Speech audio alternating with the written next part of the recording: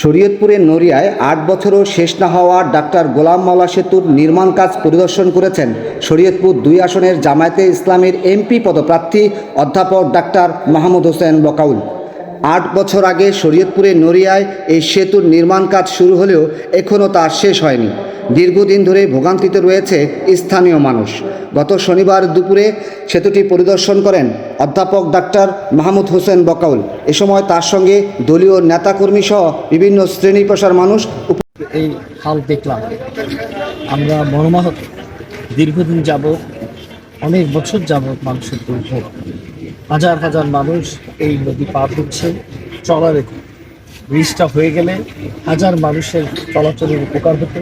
বিশেষ করে যারা জরুরি রোগী নিয়ে ঢাকায় যান, তাদের দুর্ভোগের কোনো অন্ত নেই।